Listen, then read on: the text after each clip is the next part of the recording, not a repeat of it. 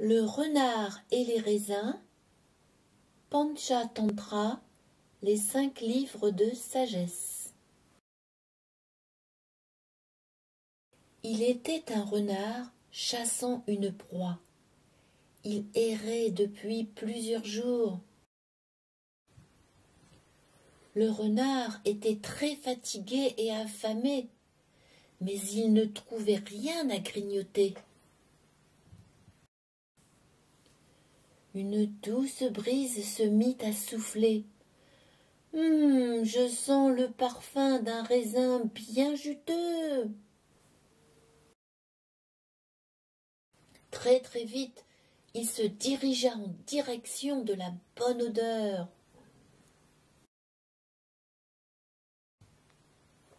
Quel beau jardin de raisins! Je vais me régaler. Le renard s'approcha des grappes.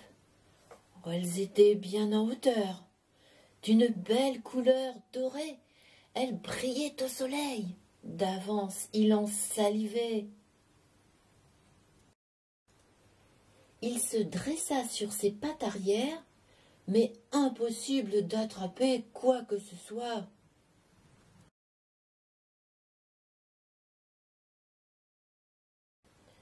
Le renard se mit à sauter, encore et encore.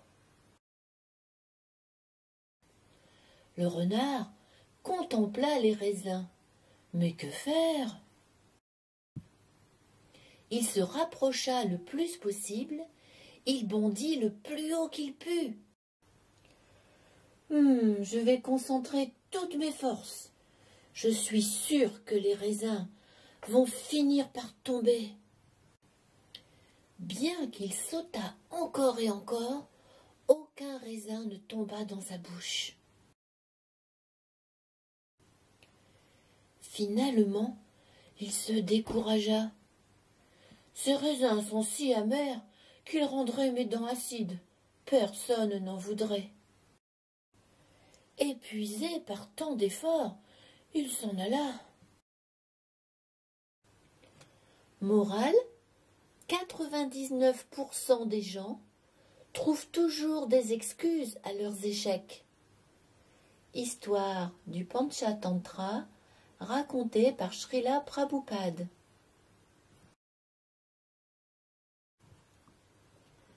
Ne soyons pas affectés par le gain ou la perte, les joies et les peines. Le Bhakta trouve réconfort dans le récit divin de la Bhagavad Gita, ce que confirme le verset 6-7.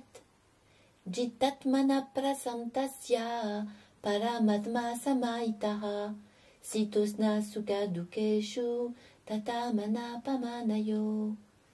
Qui a maîtrisé le mental et ainsi gagné la sérénité a déjà atteint l'âme suprême, la joie et la peine, le froid et la chaleur, la gloire et l'opprobre, il les voit d'un même œil. Le Bhakta conscient de Krishna n'est plus affecté par les dualités de l'existence matérielle, joies et peines, chaleur et froid. Le renard et les raisins, fable d'Ésope, traduit du grec par Émile Chambry en 1927. Un renard affamé, voyant des grappes de raisins pendre à une treille, voulut les attraper. Mais ne pouvant y parvenir, il s'éloigna en se disant « C'est du verjus ». Pareillement, certains hommes, ne pouvant mener à bien leurs affaires à cause de leur incapacité, en accusent les circonstances. Autre source, Ésope et Phèdre, où la maxime était « Le glorieux méprise ce qu'il ne peut avoir ».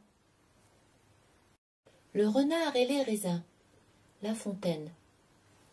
Certains renards gascons, d'autres disent normands, mourant presque de faim, vit au haut d'une treille des raisins mûrs apparemment, et couverts d'une peau vermeille. Le galant, on eût fait volontiers un repas.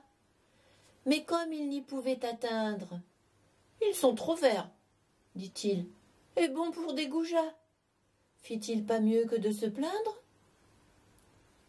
Cette fable, la plus courte écrite par La Fontaine en 1668, questionne avec esprit le déni comme réaction aux frustrations douloureuses issues des conflits entre nécessité, besoin ou désir, et de l'incapacité à les satisfaire.